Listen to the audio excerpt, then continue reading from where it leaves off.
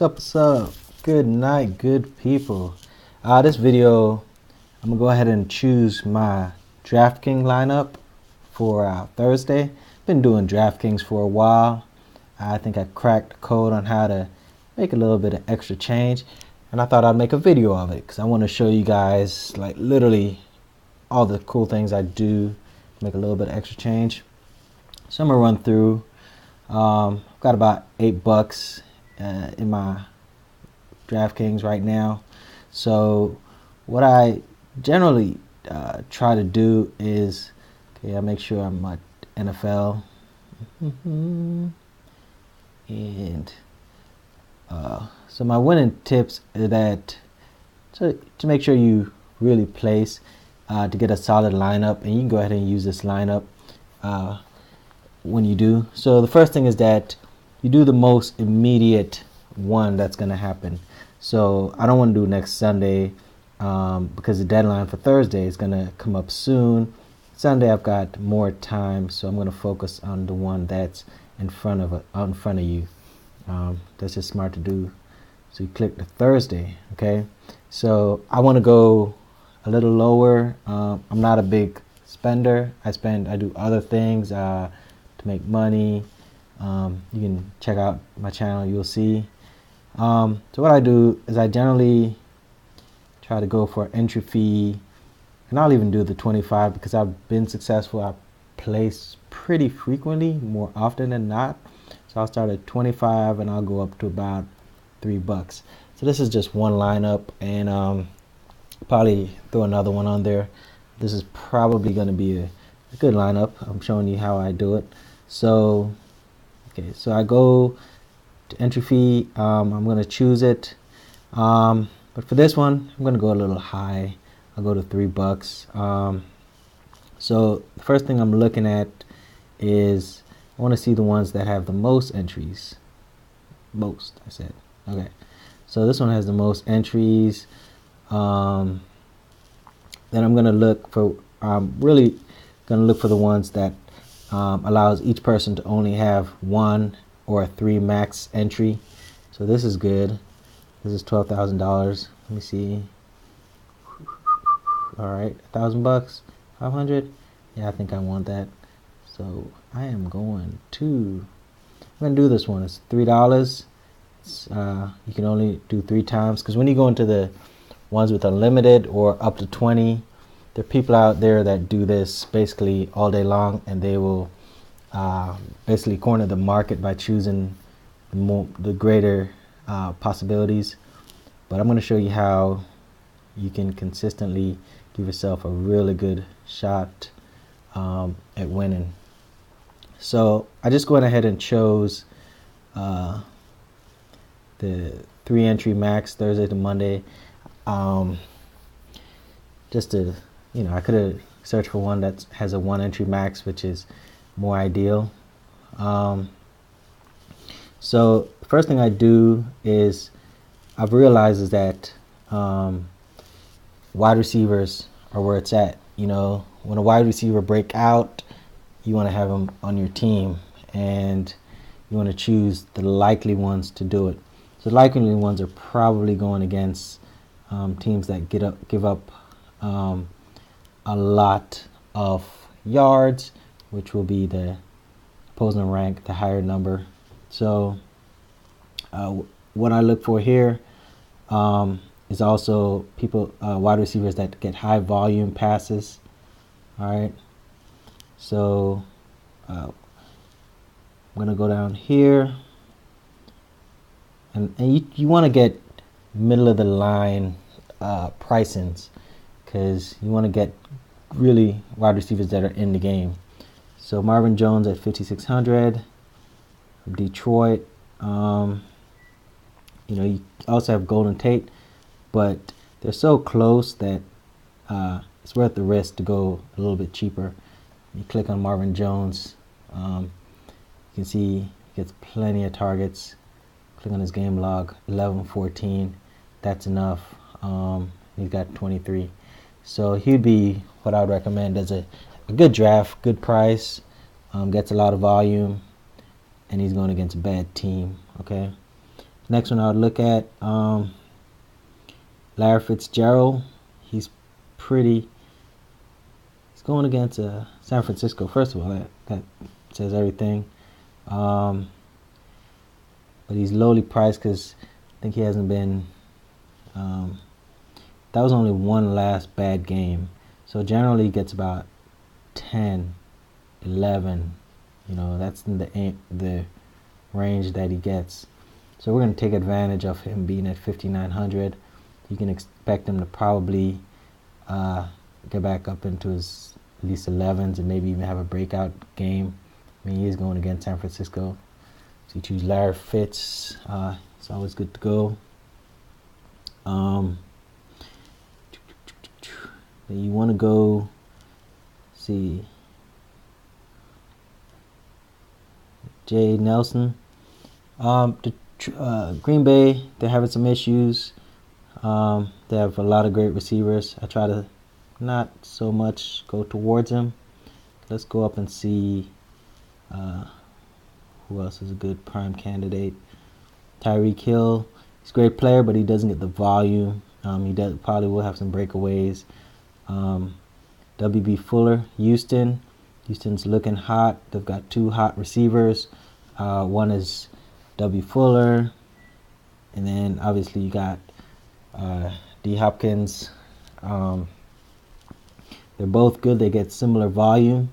So, like I said before, when it's so close, you want to go with the lower price one, because more than likely they're either going to have the same volume or not much difference. So I'll go ahead and choose him. See, and you want to keep it around 5 is looking good, because you're going to, like I said, you want players that are going to be in the game and high volume and going against a bad team. So next thing I usually do now is I keep going with the wide receiver, because the tight end, the most important players are the wide receivers. I mean, they're basically what's going to win the football game, and the good ones are going to get attention. So I'm going to look for another one that's in the price range and gets a lot of volume. Bam, bam, bam. Now I have a feeling we're going to have to go a little bit low. So one of the teams I always like choosing is New Orleans. However, to get New Orleans, the top receiver, M. Thomas, you're going to sell out 7,200. First of all, Drew Brees, he shares the ball, so you don't necessarily have to go for the top one, but you want to consider that. Ted Ginn Jr., he's also there, but like I said, Drew Brees, you never know which one's going to have the strongest game, but you want the guy that gets the most volume. So looking down, Indy and Houston, and one thing you want to do is you want to pit teams that you think are going to battle a little bit. Houston, Deontay Watson, he's a strong passer. Expect him to throw the ball. Expect receivers, to have big games. That means Indiana's going to compete. So Indiana, their best receiver is Ty Hilton, and look at that, he's only at 4,900. So you could have the worst the worst receiver. Worst receiving squad. The quarterback's still got to throw to somebody, and they're gonna try. So he's not been getting the ball. As you can see, his fantasy points are low, but when he does get it, 7 to 9, he's gonna explode. And let's see the matchup that we actually have. So bam, bam, bam. Go back. Alright, how do you close this thing? Alright.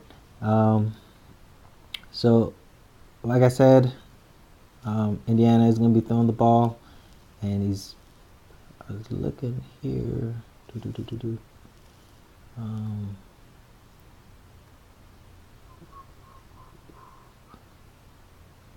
At Ty Hilton. So he's so cheap, you got to get him. They're going to make an effort. It's going to free up some other cap areas. So the quarterbacks, first of all, is going to be last. The next thing I really look at is the running back. Okay, now let's see who is available. The big name, Elliott's out. That's fine. McCoy, Hunt, Fournette, Gurley, Ingram.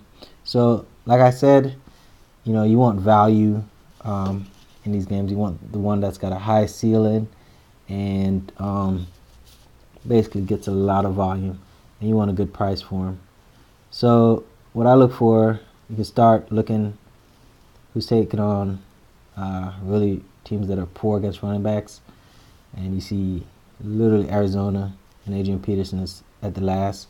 So Adrian Peterson, you know they're gonna try to establish him. He's had a little rough patch going around. He hasn't gotten the volume. This is time for him to show out, and he can do it, and he will do it. So go ahead and put him in your lineup right there. Okay.